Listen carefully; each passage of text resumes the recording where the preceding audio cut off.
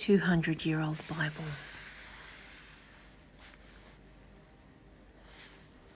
Wherever you are in the world, God bless you. Jesus loves you.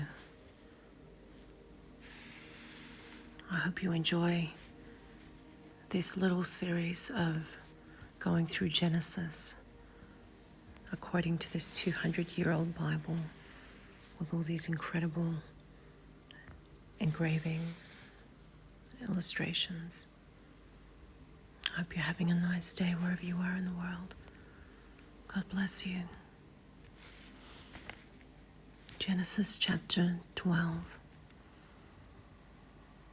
Now the Lord had said unto Abram, Get thee out of thy country, and from thy kindred, and from thy father's house, unto a land that I will show thee. And I will make of thee a great nation, and I will bless thee, and make thy name great, and thou shalt be a blessing. And I will bless them that bless thee, and curse him that curseth thee. And in thee shall all families of the earth be blessed. And So Abram departed, as the Lord had spoken unto him. And Lot went with him.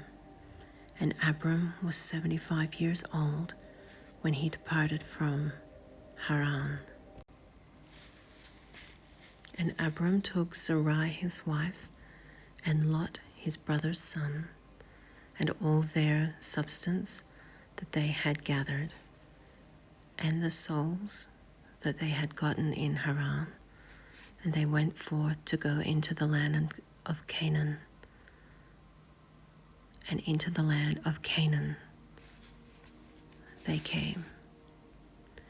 And Abram passed through the land unto the place of Sichem, unto the plain of Moreh. And the Canaanite was then in the land. And the Lord appeared unto Abram, and said, Unto thy seed will I give this land. And there builded he an altar unto the Lord, who appeared unto him. And he removed it from thence unto a mountain on the east of Bethel, and pitched his tent, having Bethel on the west, and Hai on the east. And there he builded an altar unto the Lord, and called upon the name of the Lord. And Abram journeyed, going on still toward the south. And there was a famine in the land, and Abram went down into Egypt to sojourn there, for the famine was grievous in the land. And it came to pass, when he was come near to enter into Egypt, that he said unto Sarai his wife, Behold now, I know that thou art a fair woman to look upon. Therefore it shall come to pass, when the Egyptians shall see thee, that they shall say, This is his wife. And they will kill me, but they will save thee alive. Say, I pray thee, thou art my sister, that it may be well with me for thy sake, and my soul shall live because of thee. And it came to pass that, when Abram was come into Egypt, the Egyptians beheld the woman, that she was very fair. The princes also of Pharaoh saw her, and commended her before Pharaoh, and the woman was taken into Pharaoh's house. And that's this picture here.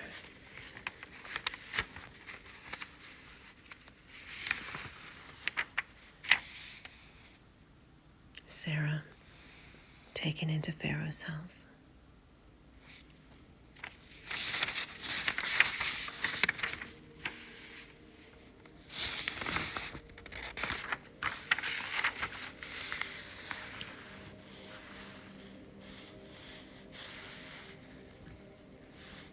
And he entreated Abram well for her sake, and he had sheep and oxen, and he asses, and men servants, and maidservants, and she asses and camels. And the Lord plagued Pharaoh and his house with great plagues because of Sarai, Abram's wife.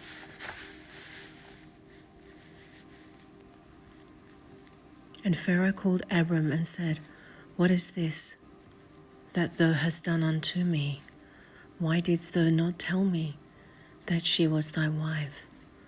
Why saidst thou, She is my sister, so I might have taken her to me to wife?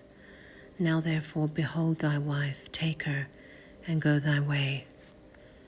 And Pharaoh commanded his men concerning him, and they sent him away, and his wife, and all that he had. Let's go back to the footnotes. Sichem, or Sichar, now Nablus, lies between Mount Gerizim and Mount Ebal. Egypt was called Mizraim, or Mizraim, the name, one branch of the family of Ham. Mizraim, however, properly denotes Lower Egypt as being that part of the country with which the Israelites were specifically acquainted. The designation was extended by the later Arabs to the entire country. The Greek and European name is, according to Champollion, of uncertain origin and signification. Upper Egypt, or the Bade, of which Thebes was the capital, is the most southern portion of the country. Middle Egypt extended from Chemnus to the head of the delta and was divided into 7 nomes or counties, and hence was called Heptonymous or Heptonymous. Its capital was Memphis. Lower Egypt embraces the rest of the country to the seacoast, which is especially fertile from the overflow of the Nile. At the time Egypt was visited by Abram, it was a mighty kingdom ruled by a sovereign. Its buildings were of a very remarkable character. The style of architecture adopted by any people arises ordinarily from necessity, and here its operation is apparent.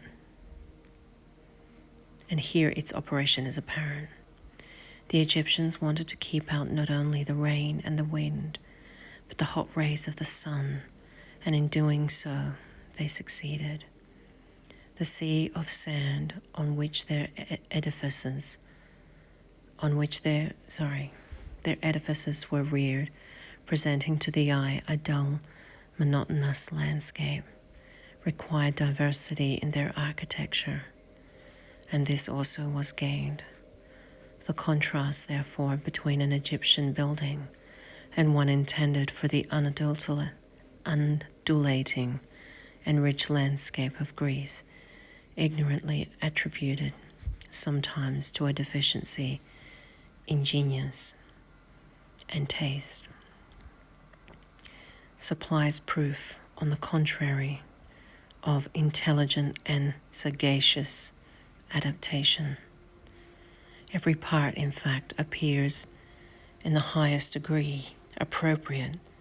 The high walls would keep out the sand. The forms adopted would secure agreeable masses of shadow. And the roofs, not of any fragile materials, but constructed of stones immensely thick, would secure an agreeable coolness. The people, meanwhile, were to celebrate a festival of the goddess Isis, as Lepsius, the traveller, looked on the most stupendous masses of stone that human labor has ever been known to rear. He wrote, when Abraham came to Egypt, for the first time he saw these very pyramids, which had been already built many centuries before his coming. And it is necessary to keep in view the facts now stated in order to judge rightly of circumstances yet to be considered. Abram, who had not been long in Canaan before the occurrence of a severe famine, was conscious of a fresh difficulty in proceeding to a country where food was plentiful. His wife Sarah was very fair, and he feared that some of the great ones, perhaps the sovereign of Egypt, might put him to death in order to obtain possession of her, woman being regarded in that country, as she is still in the East, as the mere slave or toy of a man. A wife, however, was bound to her husband in Egypt by a rigid law, and hence Abram seemed to have thought that they would obtain her rather as a widow than as a wife.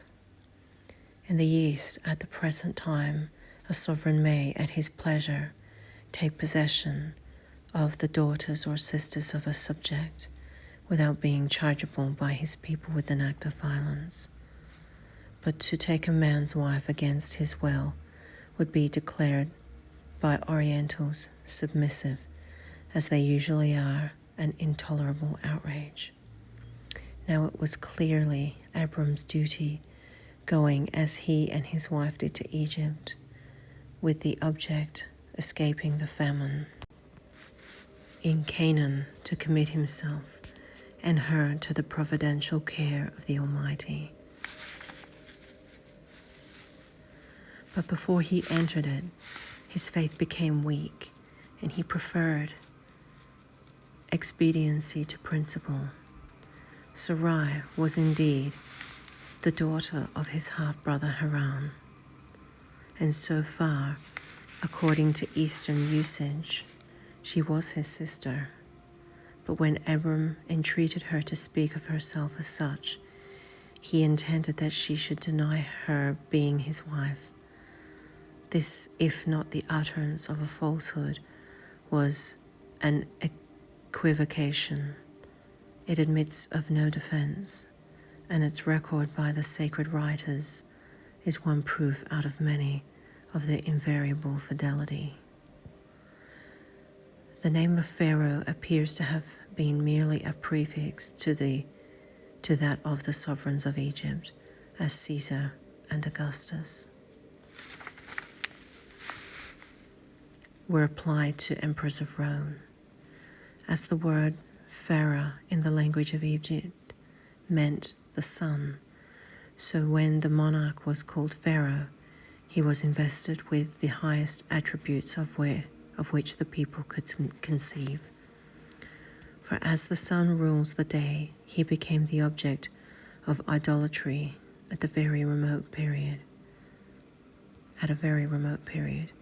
And into this dreadful evil the Egyptians had fallen, for there is scarcely a monument among its ruins in which the sun is not represented and invoked as a deity. As Abram expected, so it fell out. The princes of Egypt spake of Sarai's beauty. She came, be it remembered, from a region where the women have fair and fresh complexions, rendering them objects of attraction, as they are still to people of darker hue, and she was taken into Pharaoh's house. And what, says Dr. Kitto, is their object, what their motive? They seek to supplant some favorite sultana, or to supply her loss, to give to a Maintenon the place of Montespan, or to find a Dubarry for a Pompadour, and thus to work their way to court honors, court favors, and court pensions. If these princes of Pharaoh, we may see the prototypes of the titled valets of the 14th and 15th Louis, and in this short verse, the character of the court memoirs of the 17th century. The gifts of Pharaoh were, doubtless, considered by him to be suitable to Abram, who had flocks and herds with servants to attend them. But no sooner did he discover that Sarai was actually the patriarch's wife than Pharaoh rebuked him for his misrepresentation of her relationship and insisted on their immediate departure from Egypt. Moral of the story: don't lie. Separation of Abram and Lot.